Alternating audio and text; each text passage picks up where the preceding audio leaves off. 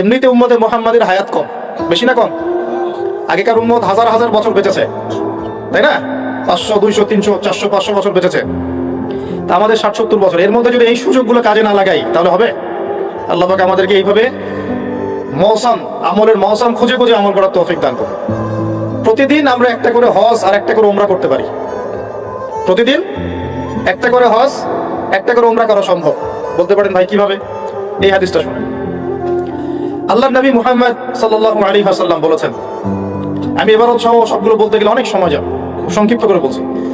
যে ব্যক্তি ফজরের নামাজ জামাতের সাথে পড়ে, বলেন আমার সাথে, যে ব্যক্তি ফজরের নামাজ জামাতের সাথে পড়ে, এরপর সালাম ফিরানোর পরে ওই জায়গায় বসে থাকে, সালাম ফিরানোর পর ওখানেই বসে থাকে, বসে বসে আল্লাহ পাকের জিকির আজগার তাসবিহ তাহলিল করতে থাকে। ধরেন আপনি আয়াতুল কুরসি পড়লেন, 3 কুল পড়লেন, ঠিক আছে? আপনি সুবহানাল্লাহ পড়ছেন, আলহামদুলিল্লাহ পড়ছেন, আল্লাহু আকবার পড়ছেন, মানে যেগুলো জিকির আজগার, মাসনুন জিকির আজগার, যেগুলো অথেন্টিক, প্রমাণিত। প্রয়োজনে বসে কোরআন তেলাওয়াত করলেন, কিছুক্ষণ আল্লাহর কাছে দোয়া করলেন, এভাবে হতে পারে। এভাবে করার পর সূর্য উঠে গেল। ধরেন জামাত আপনাদের এখানে কয়টায় হয়? হ্যাঁ, 5:50 বা 55 এরকম না? সূর্যোদয় তো হচ্ছে এখন প্রায় 6:30 কি 40-এর দিকে। ধরেন 7টা পর্যন্ত আপনি জিকির আজগার করলেন, নামাজ ধরলেন, ধরে সকাল 7টা পর্যন্ত ওইখানেই আপনি আছেন মসজিদে, জিকির আজগার করছেন, তাসবিহ তাহলিল করছেন, কোরআন তেলাওয়াত করছেন, একটু দোয়া করছেন, ঠিক আছে? এই সময়টা কাজে লাগালেন। সূর্য উঠে গেল, ওঠার পরে আপনি মাত্র 2 রাকাত নামাজ পড়লেন। এই নামাজটাকে বলে ইশরাকের নামাজ। কিসের নামাজ? ইশরাক। এবার আপনি চলে গেলেন, মসজিদ থেকে বের হলেন। নবী সাল্লাল্লাহু আলাইহি ওয়াসাল্লাম বলছেন, এই ব্যক্তির আমলনামায় একটা কবুল হজ, একটা কবুল উমরা নেকি দেয়া। এগুলো পাওয়া যাবে? একটা হজ করা 4টাখানি কথা? সবার তো তৌফিকও হয় না, হয়? অনেকের টাকা আছে, হজ করতে পারে না, আছে না? অনেকের টাকা আছে, হজ করতে পারে না, সামর্থ্য আছে, যেতে পারে না। অনেকের শেষ বয়সে শরীর কুলায় না। আর হজ উমরার কাজগুলো একটু কষ্ট আছে। এগুলো বৃদ্ধ বয়সে যারা যান তাদেরকে বেগ পেতে হয়। ইমানের জোরে তারা করেন, কিন্তু শারীরিক কষ্ট আছে। এই কাজগুলো যুবক বয়সে করা উচিত। আল্লাহ পাক আমাদের সবাইকে এই যৌবনে হজ করার তৌফিক দান করেন। যারা আল্লাহর ঘর দেখে নাই তাদেরকে আল্লাহর ঘর দেখার তৌফিক দান করেন। তো এই আমলগুলো আমরা ছাড়বো না ইনশাআল্লাহ। আরেকটা আমল আমি বলে দেই, এটাও খুব গুরুত্বপূর্ণ একটা আমল। আর আমি যা বলছি আল্লাহ পাক যেন আমাকে আমল করার তৌফিক দান করেন। আল্লাহ রাব্বুল আলামিন একটা হাদিসের মধ্যে, কুদসির মধ্যে বলছেন যে রাত যখন শেষ অংশ আসে, রাতের শেষ অংশে আল্লাহ পাক বলছেন, রাতের শেষ অংশে আল্লাহ রাব্বুল আলামিন প্রথম আসমানে নেমে আসে। আর কিভাবে আল্লাহ নেমে আসেন এটা ব্যাখ্যা করার দরকার নাই। এটা যারা ব্যাখ্যা করতে যাবে গোমরা হয়ে যাবে, ঠিক আছে? কোনো দরকার নেই। আল্লাহ বলেছেন আমি নেমে আসি, কিভাবে আসেন আল্লাহ ভালো জানেন। আল্লাহ পাক তার শান অনুযায়ী, তার শওকাত অনুযায়ী এটাকে বাস্তবায়ন করবেন, আমাদের ভাবার দরকার নেই, ঠিক আছে? কয়েকটা বিষয় নিয়ে খুব বেশি ভাবতে যাবেন না। আল্লাহ পাক কেমন, আল্লাহ কোত্থেকে আসলো, ঠিক আছে? আল্লাহ পাক মানে আল্লাহর হাত কেমন, আল্লাহর চেহারা কেমন, আল্লাহ কেমন, অবয়ব আছে কি নাই, এত কিছু ভাবার দরকার নেই। যারা এগুলো নিয়ে বেশি ভাবতে গিয়েছে গোমরা হয়ে গেছে। আল্লাহ আল্লাহর মতো। আল্লাহ কার মতো? আল্লাহ শুধু আল্লাহর মতোই, কোনো কিছুর সাথে তার তুলনা নাই, ঠিক আছে? আল্লাহ পাকের নেমে আসাও আল্লাহ পাকের মতোই, আমরা এটা ব্যাখ্যা করতে পারবো না। আল্লাহ পাক বলছেন নেমে শেষ অংশে, রাতের শেষ অংশে, এবং বান্দাদের প্রতি আহ্বান করতে থাকেন, ফজর পর্যন্ত আহ্বান করতে থাকেন কন্টিনিউয়াসলি। কে আছো? কে আছো আমার কাছে ক্ষমা চাইবে, আমি ক্ষমা করে দেব? কে আছো আমার কাছে দোয়া করবে, আমি দোয়া কবুল করব? কে আছো আমার কাছে চাইবা, যা চাবা আমি তাই দিব? কে আছো অসুস্থ, শেফা চাবা, শেফা দিব? মানে কে আছো আমাকে ডাকবে, আমি তোমার ডাকে সাড়া দিব? কখন বলেন এটা? যখন আমরা ঘুমাই, যখন আমরা কি করি? একদম ফেসবুক চালাই, বসে বসে ইউটিউব চালাই, ওই সময় মেয়েদের সাথে কথা বলি, ওই সময় গার্লফ্রেন্ডকে সময় দিই, তাই না ভাই? এগুলো সারা রাত মেগাবাইট কিনে, বোনাস প্যাকেজ কিনে, এগুলোই তো কাজ। যুবকদের কাজ কি এখন? যুবক ভাইরা শোনেন, আপনাদের জন্যই আমাদের এত পরিশ্রম। যাদের দাড়ি পেকে গেছে, 60-70 বছর বয়স হয়ে গেছে, বা 50-55 বয়স হয়ে গেছে, তাদেরকে নিয়ে আমাদের এত ফিকির নাই। তারা তাদের জীবনটা শেষ করে ফেলেছেন অলরেডি। আমাদের ফিকির আপনাদেরকে নিয়ে। আমাদের খুব ইচ্ছা, আমি নিজের কথা বলছি এবং আমার মতো যারা চেষ্টা করছেন তাদের কথা বলছি, তাদের খুব ইচ্ছা বাংলাদেশের 100% যুবক যেন নামাজি হয়। আমরা কি আশা করতে পারি আপনাদের কাছে এটা? বাংলাদেশের 100% যুবক যেন কোরআন তেলাওয়াত করতে পারে। পারা যাবে না এটা? পারা যাবে না? যাবে না, অসম্ভব কিছু। বাংলাদেশের 100% যুবক হারাম সম্পর্কে যাবে না। এরা হালাল খাবে, খেয়ে বুক ফুলায় বিয়ে করবে। বিয়ের চাপ দিবে বাসায়, না দিলে বিদ্রোহ হবে। না দিলে কি হবে? আমি তোমাদের সাথে আছি, সমস্যা নাই, প্রয়োজনে বিদ্রোহ হবে। কেন দিবে না? হালাল খাই, হালাল করি, নিজের কর্মসংস্থান আছে, একটা দিনদার মেয়েকে বিয়ে করবে। তারপরেও কোনো অবৈধ সম্পর্কে যাবে না। যে অবৈধ সম্পর্কে গেছে সে আল্লাহর রাস্তায় জিহাদ করতে পারবে না। আর এই শব্দগুলো খুব শোনার অভ্যাস তৈরি করে। বাংলাদেশে একটা শ্রেণী এখন উঠে পড়ে লাগছে এই শব্দটাকে মিটাই ফেলতে, এবং তারা দাড়ি টুপি বলেই মান। দাড়ি টুপি পাগড়ি জুব্বা নিয়ে এই শব্দগুলোকে ইসলাম থেকে, কোরআন থেকে মুছে ফেলার চেষ্টা করতেছে। আর সবার আগে তোমাদেরকে 5 ওয়াক্ত নামাজি হইতো, সবার আগে তোমাদেরকে কোরআন বলা হইতো, এবং দিনের প্রত্যেকটা কাজ নবী সাল্লাল্লাহু আলাইহি ওয়াসাল্লামের সুন্নাত মোতাবেক করতে হবে। এইভাবে যখন নিজে থেকে গড়ে তুলবা, হালাল রিজিক খাবা, তারপরে নেককার স্ত্রী বিয়ে করে আদর্শ পরিবার গঠন করবা, সবাই সৎ কাজে আদেশ করবে, অসৎ কাজে নিষেধ করবে ইনশাআল্লাহ। বাংলাদেশের প্রত্যেকটা এলাকায় যুবকদের একটা কাফেলা তৈরি করতে হবে, এবং এই কাফেলার উদ্দেশ্য হবে একটাই, যে কোরআন সুন্নাহকে হাতে নিয়ে দুনিয়াতেও সফল হব, পরকালেও জান্নাতে যাবো ইনশাআল্লাহ।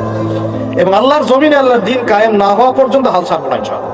ইসলামের দিন রাত আর পশ্চিমাদের দিন রাত এক নয়।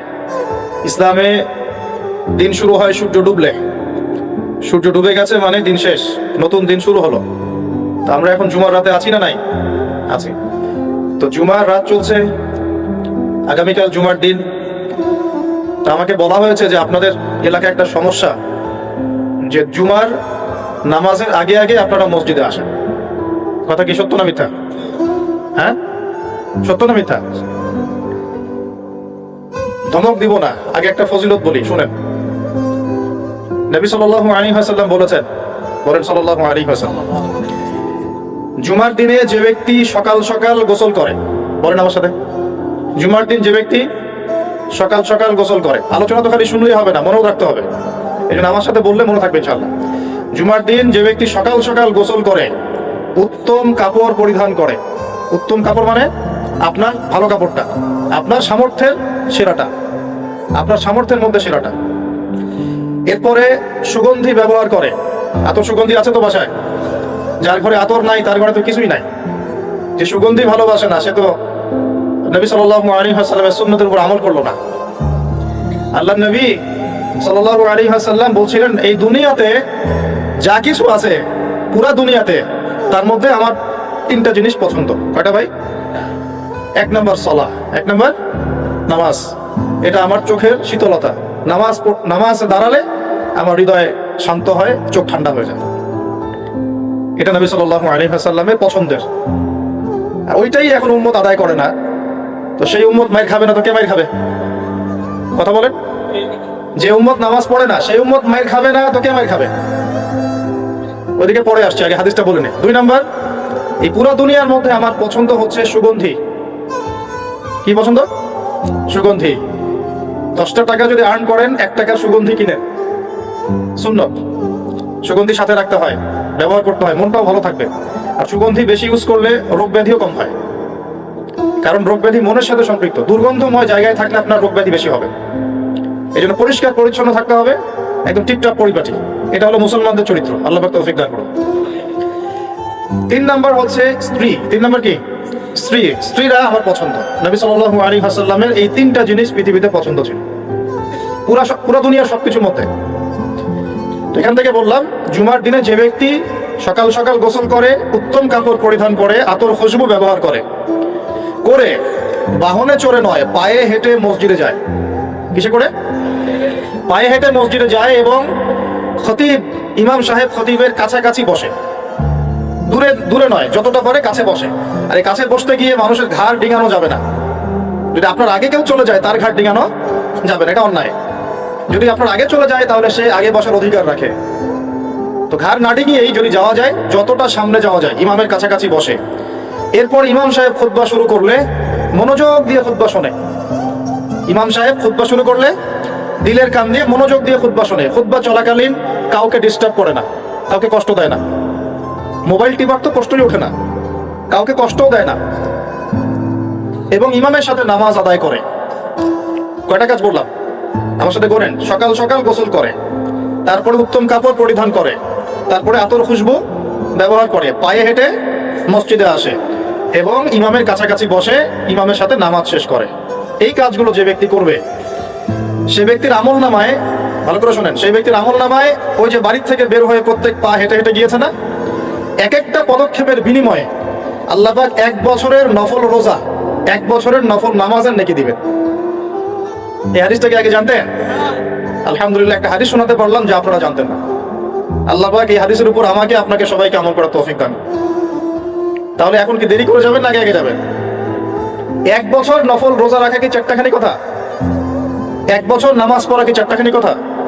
কন্টিনিউয়াসলি, কোনো ঘুম নাই, ক্লান্তি নাই, কন্টিনিউয়াসলি নামাজ পড়ছে 1 বছর, কন্টিনিউয়াসলি রোজা রেখেছে, একদিনও বাদ দেয় নাই, চারটাখানি কথা। প্রত্যেক পদক্ষেপে পাবেন ইনশাআল্লাহ এই কাজগুলো আমল করলে।